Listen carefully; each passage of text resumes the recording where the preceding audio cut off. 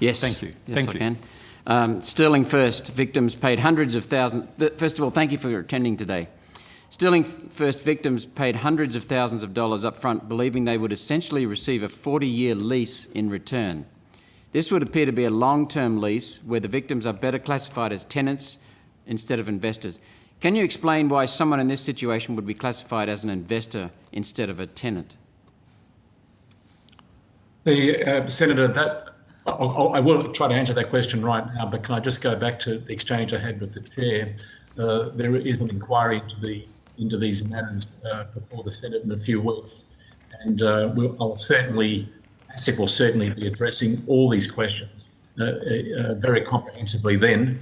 For today's purposes, it's certainly true that they were tenants, but many of them invested in order to pay for their rental, if I can use that word, in their capacity as tenants. They made investments in preference shares or managed investment schemes of one form or another.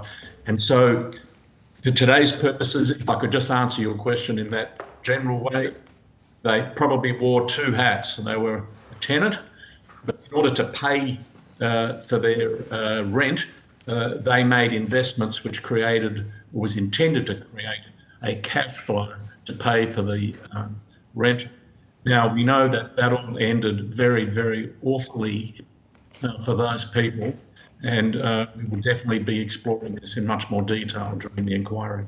So I hope that suffices for today. That I can understand your position, and that does suffice for today. So they're wearing two hats. So the investor hat, aren't they required to be provided with a product disclosure statement? Yes. Okay. Yeah.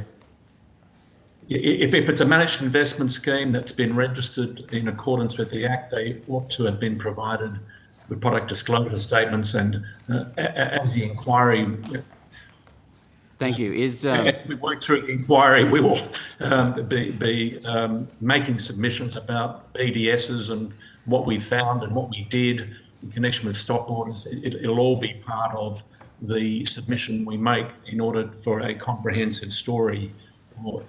Thank you. So you're aware that the Sterling First victim did not get a PDS. And what's the current status of your investigation? If you could just tell me in detail. Yeah. Can I just go back to your earlier question? I'm not saying today whether they did or didn't get PDSs. This is very fact sensitive. I do acknowledge they should have got PDSs, but I'm not sure what the position was with individual investors. If you don't mind me. So Senator Roberts, sorry to interrupt, but we are over time. Could I just ask one question to the Minister?